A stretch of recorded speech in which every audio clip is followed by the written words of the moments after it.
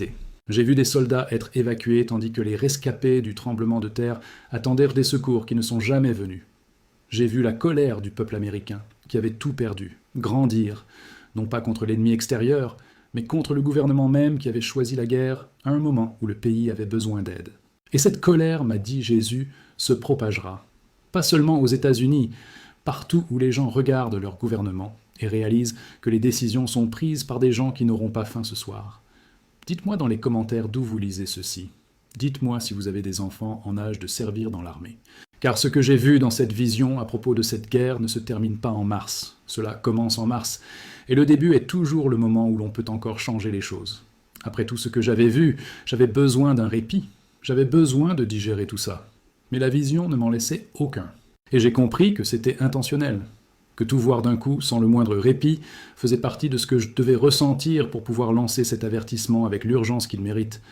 Car l'urgence n'est pas une question de ton. L'urgence, c'est ce qu'on porte en soi quand on sait que le temps presse et que des gens dorment encore. J'ai vu ce qui suit la destruction et la guerre. J'ai vu ce qui apparaît quand des gens désespérés cherchent des solutions n'importe où. Et ce qui apparaît ressemble toujours à une solution. Il y a toujours une logique. Il y a toujours un argument qui paraît raisonnable. C'est toujours quand on a le plus peur que le mensonge le plus dangereux semble le plus vrai. Juillet, dit-il.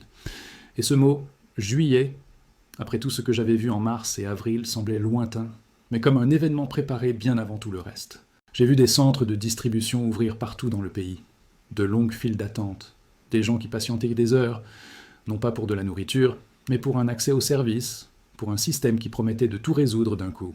L'identification, la distribution des ressources, l'accès aux soins médicaux, la communication, le tout intégré.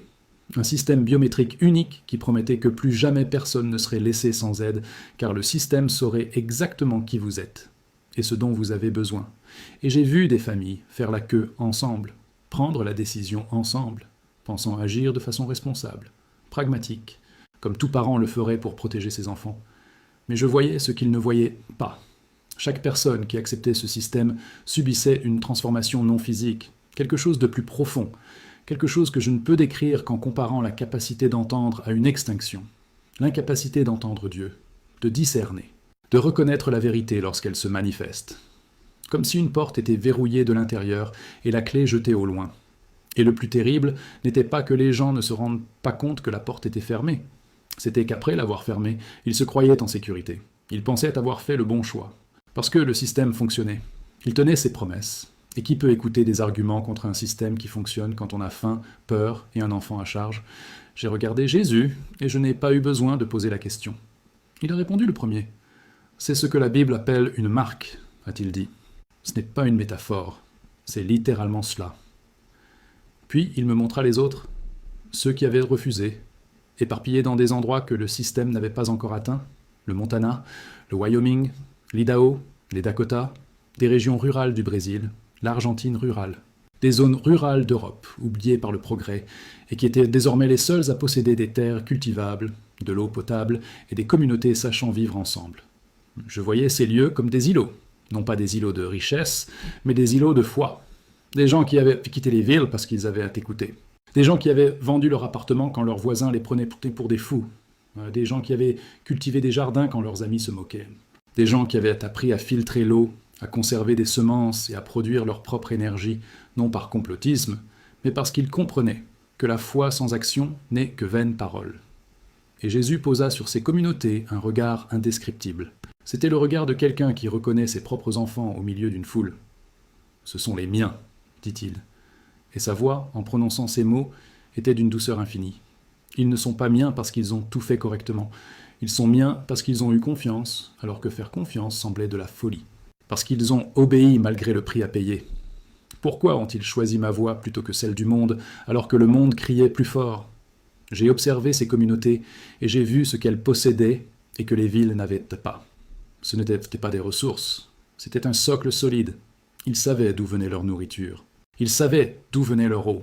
Ils savaient qu'ils dépendaient les uns des autres et de Dieu, et ils n'en avaient pas honte. Et lorsque le système leur a proposé une solution, ils l'ont reconnue parce qu'ils n'avaient pas peur. Et ceux qui n'ont pas peur n'ont pas besoin d'une fausse sécurité. Mais Jésus m'a dit quelque chose qui m'a profondément marqué. Il a dit qu'arriver dans ces lieux ne suffisait pas. que beaucoup se précipiteraient vers ces régions après le début des catastrophes, après que Los Angeles ait tremblé, après que New York ait été inondé, après que Chicago ait été plongé dans le noir, et ils arriveraient en s'attendant à ce que les autres aient tout préparé pour les accueillir. Ils arriveraient avec les mêmes dépendances, les mêmes peurs et les mêmes attentes que ceux qui ont grandi en pensant qu'il y aurait toujours quelqu'un pour résoudre leurs problèmes. Et la communauté de foi devrait les accueillir avec amour. Mais aimer, ce n'est pas être d'accord avec tout, c'est être honnête. C'est dire la vérité sur ce que ce lieu exige de ceux qui y sont.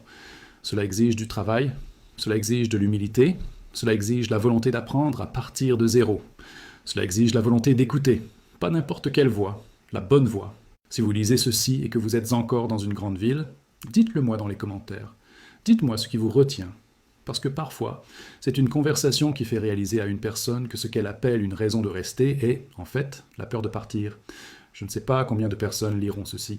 Je ne sais pas si ce texte atteindra 1000 ou 1 million de lecteurs. Je ne sais pas s'il sera partagé ou ignoré.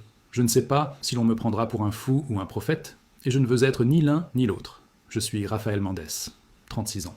Sergent logisticien, mort 14 minutes dans un entrepôt californien, est revenu à la vie avec une responsabilité que je n'ai pas demandée et que je ne prétendrai pas ignorer. Ceci n'est pas un contenu, ce n'est pas une série de chapitres pour vous captiver, c'est un avertissement. Le genre d'avertissement qui vous rappelle où vous étiez lorsque vous l'avez lu. Le genre d'avertissement qui vous revient à l'esprit dès que le premier événement que j'ai décrit se produit. Et cela arrivera.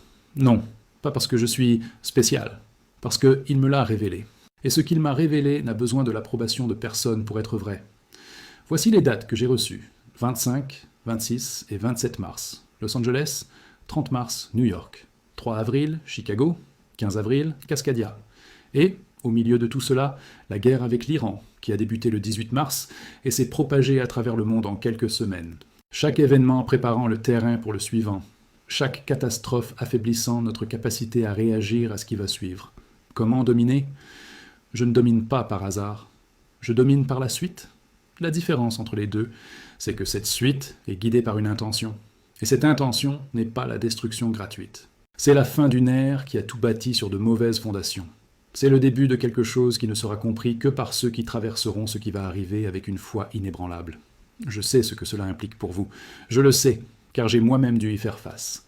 Cela vous demande d'envisager la possibilité qu'un homme que vous n'avez jamais vu, mort dans une cabane et revenu à la vie, vous dise la vérité.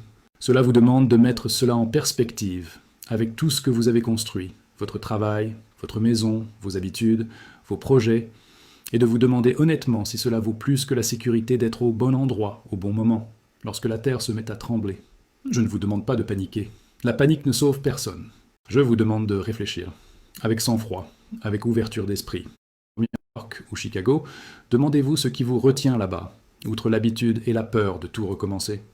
Si votre famille est restée dispersée, parlez-leur, n'envoyez pas de liens, appelez-les, parlez-leur de vive voix, car ce qui arrive va rapidement couper toute communication et votre dernière conversation avec vos proches sera précieuse. Vous ne voudrez pas la gâcher avec un message audio que personne n'écoutera jusqu'au bout. Si vous êtes chrétien, demandez directement à Dieu si cet avertissement vous concerne.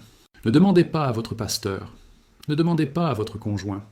Demandez-lui pourquoi il répond. Il l'a toujours fait. La question a toujours été de savoir si nous étions à l'écoute. Ceci s'adresse au monde entier, à tous ceux qui lisent ces lignes hors des États-Unis. À vous, au Brésil, en Argentine, en Colombie, en Europe, en Afrique, en Asie. Il ne s'agit pas d'histoire américaine, il s'agit d'histoire humaine. L'effondrement auquel j'ai assisté ne se limite pas aux frontières des États-Unis. Il affecte les marchés, les chaînes d'approvisionnement, le prix du carburant, la disponibilité alimentaire et la stabilité politique des nations qui dépendent de l'économie américaine pour survivre. Ce qui se produit là-bas nous atteint. Cela a toujours été le cas. Mais cette fois, il ne s'agira pas d'une crise financière passagère. Ce sera la rupture d'un système entier qui obligera chaque communauté, dans chaque pays, à découvrir sa capacité à fonctionner de manière autonome. Et ceux qui ont bâti ce système auparavant se retrouveront dans une situation radicalement différente de ceux qui ne l'ont pas fait. J'ai terminé ce récit. J'ai dit tout ce que j'avais à dire. Je n'ai plus de date. Je n'ai plus de vision. Il me reste le souvenir enregistré de ce que j'ai vu, et la responsabilité d'avoir parlé. Ce que vous en faites maintenant ne regarde que vous et Dieu. Mais avant de fermer cette vidéo, faites-moi une chose. Dites-moi dans les commentaires d'où vous lisez ceci. Ville, pays. Si vous êtes sur la côte, Si vous avez de la famille à Los Angeles, New York ou Chicago, si vous sentiez déjà le besoin de partir sans savoir pourquoi, je veux prier pour vous, pour l'endroit où vous dormez ce soir, pour le nom de votre ville. Car lorsque je retournerai dans mon corps, dans cette cabane, et que les médecins me demanderont ce qui s'est passé, la seule chose que je voudrais savoir, c'est si ceux qui liront ceci ont eu le temps de déménager. Le 30 mars approche. Et avec lui, tout ce que j'ai vu de l'autre côté commencera à faire la une des journaux, et personne ne pourra l'ignorer.